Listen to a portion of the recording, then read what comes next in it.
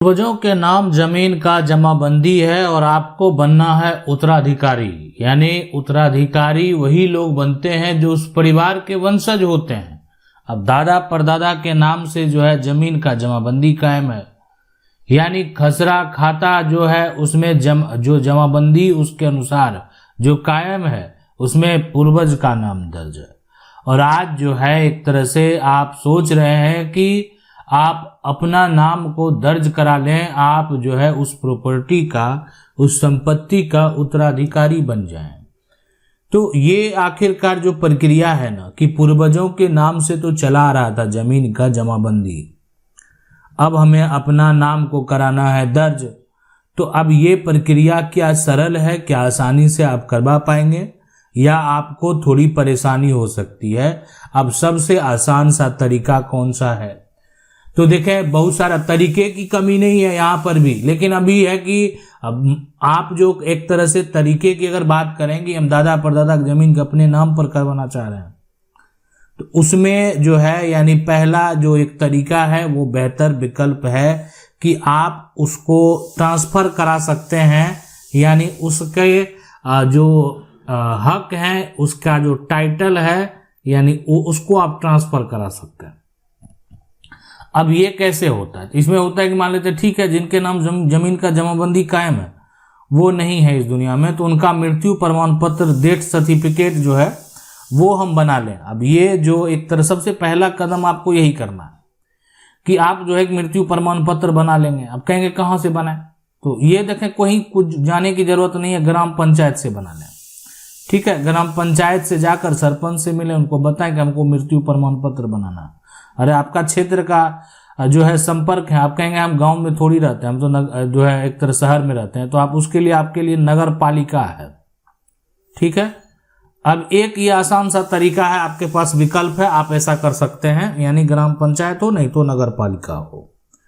अगर शहर में रहेंगे तो नगर पालिका में जाएंगे और वहां पर जो है आपको मृत्यु प्रमाण पत्र जो है वो बनवा लेना, तैयार करवा लेना। ये डॉक्यूमेंट यानी सोच लें कि किसी भी हालत में हमको बनवाना पड़ेगा। ठीक है, ज्यादा जो है खर्च करने की जरूरत नहीं है। अब बारिश होने का सबूत के लिए लोग वंशावली बनाते हैं और वो भी यहां से ही बनवा सकते हैं। ठीक है, ये हो गया आपका यहाँ पर वंशावली जैसे देख सकते हैं ना, यहाँ ये दादा है, उसके बाद पिता है, उसके चाचा है, अब ये इनका यहाँ पर 2 बेटा और इनका भी 2 बेटा। ठीक है, जो दादा की संपत्ति परदादा की संपत्ति है, पिता तक सारा कुछ सही चला, कोई दिक्कत नहीं। पिता चाचा का जो है ना सब कुछ जो है सेम है। लेकिन अब जो है पिता चाचा यहाँ पर जो है तो अपने दादा के नाम की संपत्ति को यूज किए। अब इनके लिए ये संपत्ति जो है पिता के नाम दर्ज था, तो दोनों अपने पिता के नाम की संपत्ति को ही यूज किए। दोनों भाई में कभी विवाद भी नहीं हुआ। लेकिन हम वो वहां भी जाएंगे जहां पर आप ये सोच रहे होंगे तो मेरा तो परिवार में विवाद है तो हम क्या करेंगे, आपके मन में ये सवाल चल रहा होगा। लेकिन अभी यहाँ समझना है कि ठीक है, कोई विवाद नहीं है, जो पिता हैं चाचा हैं उनके बीच में आपस में कोई भी एक तरह से समस्या नहीं है। वैसे सिचुएशन में एक तो मृत्यु प्रमाण पत्र हो गया, दूसरा हो गया वंशावली, जो कि ये साबित करेगा कि हम वारिस हैं परिवार के। तो इसके बाद जो प्रक्रिया होगा वो होगा दाखिल खारिज म्यूटेशन के लिए आवेदन। और ये जो है यानी आप एक तरह से अब आवेदन करेंगे किसके लिए? तो दाखिल खारिज के लिए। दाखिल खारिज के लिए अब सब सवाल उठता है कि क्या ऐसे दाखिल खारिज के लिए आवेदन कर देंगे? तो देखें, इसमें करने का जो तरीका है कि आपको क्या करना है कि एक स्टाम्प पेपर आप ले लेंगे 1000 का, और इसमें अपना जमीन का पूरा विवरण, जमीन का जो है यहाँ पर पूरा यहाँ पर विवरण जो है वो आप दर्ज कर देंगे। अब ये जो इस पे क्या लिखा जाता है ये भी हम पहले बता चुके हैं, आप जाकर हमारे प्लेलिस्ट में जाकर देख सकते हैं कि आप जो है कैसे प्रॉपर्टी को ट्रांसफर कर सकते हैं, वो हम बताए हुए हैं। तो अब ये जो आपने यहाँ पर आप जाएंगे प्लेलिस्ट में, वहां पर जो है जाकर देखेंगे रजिस्टर्ड डॉक्यूमेंट में हम बताए हुए हैं, उसमें आपको मिलेगा। तो ये जो है यानी पूरा जो डिटेल में इसमें लिखा जाएगा, ये सारा कुछ लिखने के बाद जो है इस पे आप सिग्नेचर कर लेंगे और साथ में जो आपके क्षेत्र के पंच हैं उनका भी सिग्नेचर हो जाएगा। सरपंच का भी यहाँ पर सिग्नेचर हो जाएगा, और आप जो जमीन प्राप्त कर रहे हैं तो आप आपस में सबकी सहमति है तो इसमें सभी का जो है सिग्नेचर होगा, आपसी सहमति। तो ये जो भी हो रहा है आपसी सहमति से हो रहा है। और जैसे ही आप इसको अप्लाई करेंगे म्यूटेशन के लिए, तो इसके साथ जो जरूरी दस्तावेज है, जो दादा का जमाबंदी का नकल है, यानी दादा का यहाँ पर जमाबंदी का नकल, वो इसके साथ अटैच कर देंगे। उसके बाद क्या होगा, ठीक है, अब आप कहेंगे ये सारा कुछ हम कर दिए, उसके बाद क्या होता है कि यहाँ पर सत्यापन और नोटिस जो है वो जरूरी है करना। ये क्यों किया जाता है वो भी हम बताते हैं आपको। अब है कि ऐसा तो नहीं, कागजात जो दिए आप ऑनलाइन प्लेटफॉर्म पर अप्लाई जो किए हैं, तो इसमें ये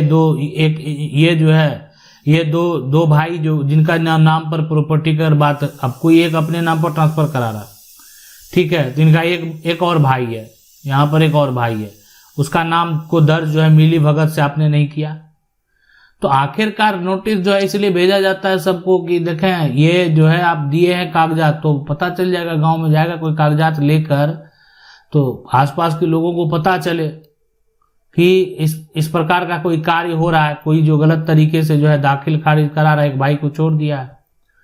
जाकर भाई कागजात देखेगा और वहां पर जाकर जो राजस्व अधिकारी है उससे मिलेगा, कहेगा सर ये तो हमको छोड़ दिया है वंशावली में, हम भी हिस्सेदार हैं। जैसे ही देखेंगे अंचल अधिकारी ये तो पूरा जालसाजी है, तुरंत जो है उस पर कहेंगे आप हमको आवेदन एक लिख कर दें।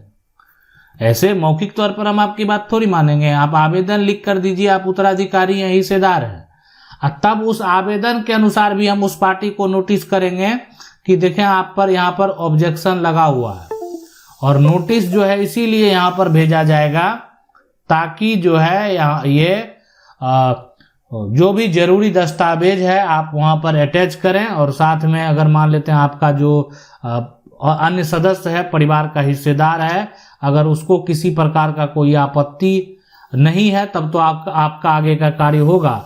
अगर कोई आपत्ति लगा दिया तो फिर आपका आगे का कार्य नहीं होगा, मतलब रोक दिया जाएगा। अब आप कहेंगे सब कुछ मेरा सही है फिर आगे का कार्य क्यों ना, कोई जाकर आवेदन लगा सकता है, तो देखें आवेदन लगा सकता है तो उसकी जांच भी होती है ना। अगर मान लेते हैं खतियान आपके दादा के नाम से है, आप कहेंगे अंकल तो मेरा सारा जमीन बेच लिए, तो हम कैसे उनको दे दें, बेच लिए तो ये बात तो फिर जो है उसको कानूनी प्रक्रिया से दादा के नाम से ही अगर जमीन चल रहा है वो बेचते गए, जमीन की रजिस्ट्री करते गए, और आज वर्तमान में जो जमीन बचा हुआ वो भी तो दादा के नाम से ही बचा हुआ। लेकिन आप कहेंगे तो मेरा पिता का शेयर है, तो पिता का शेयर है तो ऐसा थोड़ी है कि चाचा नहीं बेच सकते, चाचा भी जाकर उसकी जमीन की रजिस्ट्री कर सकते हैं।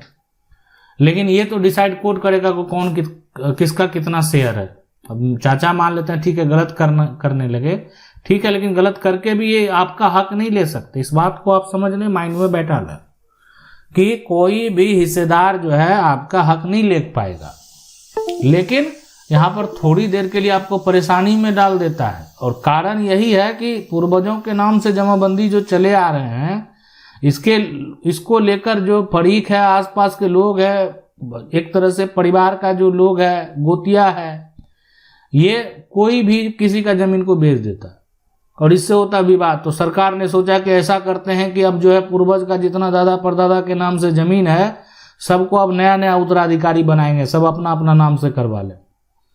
और यहाँ पर भी बहुत लोग जाने को तैयार नहीं है, इसलिए जाने को तैयार नहीं है कि उनका आपस में आज विवाद है। अब जो लोग जो है ये सोच रहे हैं कि हमको तो दूसरे का जमीन बेचना है, वो कहाँ से एक तरह से आपको सपोर्ट करने वाले। तो इसके लिए एक बेहतर विकल्प यही है। देखें ये अगर देखा जाए तो कि अगर आप कितनी बार के प्रयास करेंगे ऑब्जेक्शन लगाकर, वो आपको आपत्ति लगाकर जो है रिजेक्ट करवा देंगे। बेहतर विकल्प है पार्टीशन सूट, यानी एक बंटवारा का केस है। इसमें जो कागजात पहले से बना, दादा के नाम परदादा के नाम जो कागजात बना, उसमें आप अगर एक तरह से आधे के हिस्सेदार हैं, यानी आपके पिता आधे के हिस्सेदार हैं, तो 1/2 लेने से आपको कोई नहीं रोक सकता। ठीक है, यानी 1/2 शेयर आपका जरूर बनेगा। और अगर आपके अंकल हैं वो सारी प्रॉपर्टी बेच ले, कुछ भी कर दे, उनसे कोई लेना देना नहीं है। आपका यहाँ पर कानूनी तौर पर 1/2 शेयर जो है वो बनना तय है। तो ये है पूरा प्रक्रिया, और ये जो प्रक्रिया है यानी कानूनी तौर पर समझना आपके लिए बेहद जरूरी है, और कानूनी तौर पर जानना भी आपके लिए बेहद जरूरी है कि ऐसे सिचुएशन, ऐसे कंडीशन में क्या हो सकता है, क्या कर सकते हैं। अब देखें कि नाम दर्ज यानी म्यूटेशन एंट्री की बात होती है, देखें कोई दिक्कत नहीं, कोई समस्या नहीं है, तब फिर आपके नाम से जो है म्यूटेशन कायम कर दिया जाएगा। ये चारों लोग हैं, चारों लोग ही सही हैं, कोई दिक्कत नहीं है। सभी का जमीन है, अंकल का भी जमीन है, फादर का भी जमीन है, सभी लोगों ने जो है एक तरह से जो जमीन वर्तमान में जमाबंदी चला आया है वो दादा के नाम से है। तो ऐसे सिचुएशन में अब चारों जो उत्तराधिकारी हैं, चारों के नाम से जमीन का जमाबंदी जो है वो कायम कर दिया जाएगा। ये सारा हुआ आपसी सहमति से, यानी म्यूटेशन एंट्री। अगर कोई समस्या, कोई दिक्कत नहीं है तब ऐसा होगा कि अब नया एक उत्तराधिकारी बन गया और ये उत्तराधिकारी ये सभी बच्चे हैं, तो इसको करा लेने से अब क्या होगा, ये सभी बच्चे के अलावा उस जमीन को कोई बेच नहीं सकता है, इसलिए कि इन सभी का नाम राजस्व रिकॉर्ड में दर्ज है। अब राजस्व रिकॉर्ड से नाम हटाएंगे तभी तो आप कुछ करेंगे, तो राजस्व रिकॉर्ड मायने रखता है। राजस्व रिकॉर्ड भी बेहद महत्वपूर्ण। अब आप कहेंगे सिर्फ राजस्व रिकॉर्ड, सिर्फ राजस्व रिकॉर्ड का कोई मतलब नहीं है, लेकिन अगर आपके पास ऐसा कोई दस्तावेज है जिससे आपका प्रॉपर्टी का टाइटल साबित होता है और उस दस्तावेज के आधार पर अगर आपने राजस्व रिकॉर्ड में नाम दर्ज करा लिया तो भविष्य में आपको कभी किसी प्रकार का दिक्कत नहीं होगा। आशा करते हैं वीडियो अच्छा लगा होगा। वीडियो को लाइक जरूर कर दें। चैनल को पहली बार देख रहे हैं, सब्सक्राइब करके जो बेल आइकन है उसको जरूर दबा लें। मिलते हैं अगले वीडियो में, तब तक के लिए जय हिंद।